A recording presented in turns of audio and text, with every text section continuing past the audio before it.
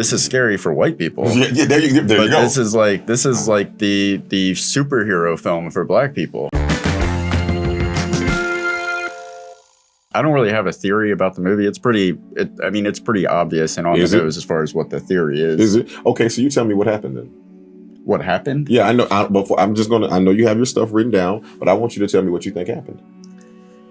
Well, I thought it was interesting at first when what's her name's Tiana Paris's brother Troy Cartwright, when he's the first person to bring up Candyman, and he kind of he catches us up on everything that happened in the first movie, essentially. Correct. But what was interesting about that was a lot of the details had changed, like Helen Lyle being the murderer and things like that, and that in itself was a callback to that professor scene in the original Candyman, where he's talking about like the campfire stories that we tell and how things change over time, like the alligators in the sewers, and how people from all over different places of the country had the same story with little details changed. And he was like, that's how myths work. And they were actually talking about Candyman. It was like, a metaphor for Candyman himself. That like in the original, Candyman was just like a bad guy, and he was a boogeyman. But in this one, it's just like stories do. They change and evolve over time as people share them. Little details change, but it keeps the myth alive. There's the whole racial side of it, and what the hell is it called? Why is that fucking word escaping me right now? Gentrification. There you go. That's like the central theme. It was, and it's funny because people like claim that this movie is too woke because it like focuses on social topics and gentrification and racism and all that. But the first one did it not as much, but it was still there as a theme. He was going around killing white women throughout the film. Yeah, I mean the first one. I'm talking the original. Yeah. So it's all about, I mean, it's just about the stories we tell evolving, and of course Candyman is he's like a vigilante boogeyman that represents he represents pain and suffering of black people as a whole, and the more that things happen, the more it feeds into his story.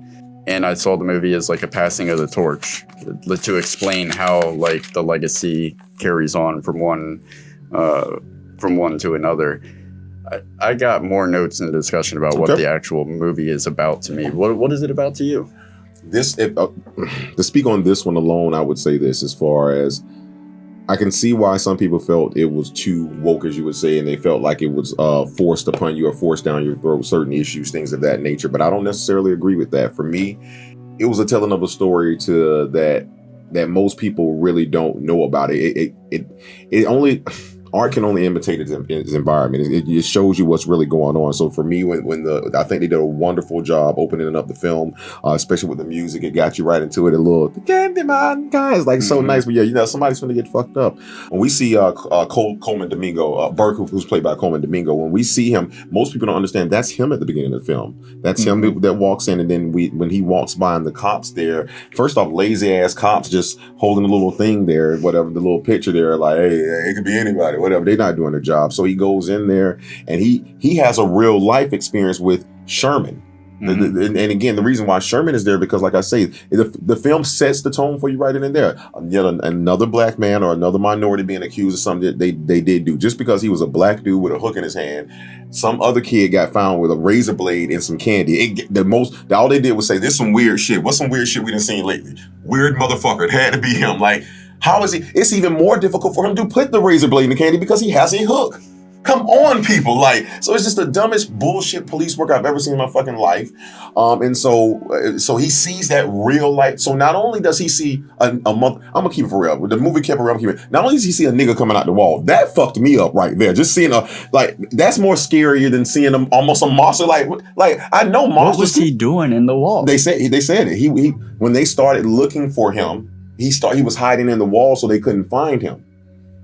Why did he have to come out so creepy? Like that was some weird, I'm pretty sure Sherman was probably a pedophile too. That's probably a story we didn't see because there was some weird shit going on. But anyway, like say something.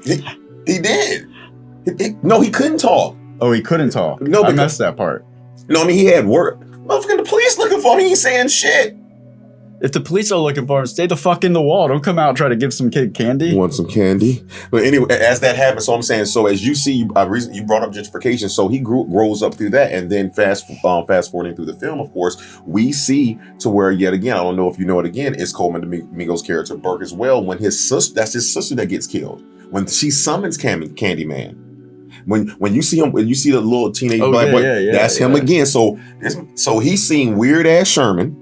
He saw Sherman get killed and he knew Sherman wasn't the dude. So you got police brutality and a creepy motherfucker coming out the wall. Your life is finna be fucked up regardless at that age. Then you triple on the fact of you see your sister summon Candyman and then you look through there and he saw him. So that's why he was like, and then finally a witness this time. It was no way he was ever going to be normal. Mm-hmm. And so to me, the theme of this was, I mean, I didn't like the bullshit gentrification angle not that they wrote into it, but I didn't like his character being that for the reason. Like, dude, there's so many things you can do for this place not to be gentrified. Your great fucking plan was, and in fairness, you know what? There was a little bit of that's where the genius came in the writing.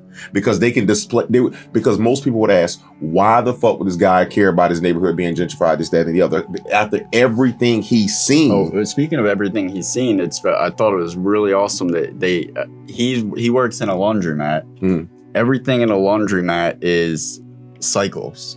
Mm. Going around and around and around on different cycles. And that's like that's like Burke's whole mantra is like, we've got to keep this cycle going. Yeah. Right.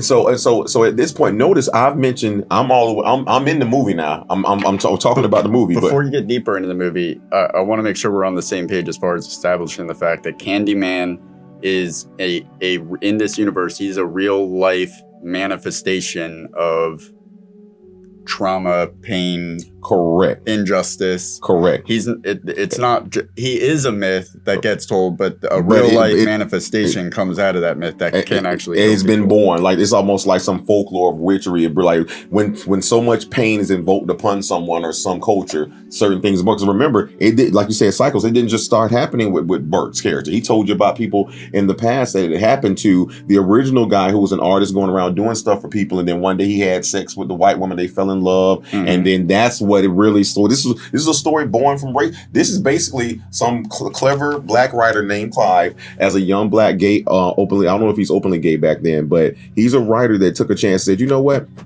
How can I find a way for me to write a story about some person that's going to come out and just start killing white people, and then for them to really like, but he can't just write that type of story. It had to be done this way. So I think he took a hell of a chance with what he did with the original story, but I love what they did with this version of it. So to sum it up, no, I'm not summing it up, and we'll get to the points, but notice I've been speaking about 5 minutes for the film. I have not mentioned Anthony yet. Mm-hmm. Well, we'll get there. So in all, I believe this film did a great job. If I had not seen the original Candyman, I really looked at it. I rewatched it again, and I love the chances they took. I love that they were so brazenly honest with this film, because as they said, this is what would happen if Candyman was here now during this time and what's going on. But we'll get into that. Yeah. This was the first movie to set up the concept that Candyman is more than one entity, right? Like up until now, it's always been Tony Todd, right? Yeah, it's always no. They've had other characters. No, it's always been Tony Todd. But my point is that. But this is the first one that kind of establishes the idea that he's everybody. That if everybody fuels him. Oh yeah, he doesn't feel like a villain in this one. Yeah. Oh no. We kind of touched on that last night. When I was watching it, it was like, this is scary for white people. Yeah, there you go. This is like the superhero film for black people, right? Because here's the thing: even if we're going to get into it in the end. I'll end it by saying this: go back and look at it. When he killed those other people, he killed them. It was a special joy he took in that ending scene. It was just like yeah. Oh, yeah. I mean, he took even when he killed the white dude at the beginning of the art, come around the art studio, just. Mm-hmm. When he killed the other people, it's quick. I thought what the fuck you called me? I was asleep, bitch. Nah, But anyway, we'll get to it, man. But yeah, we'll get to it. So, all right, we're kind of already in discussion. There's not, the theories are just kind of right there with the discussion, but.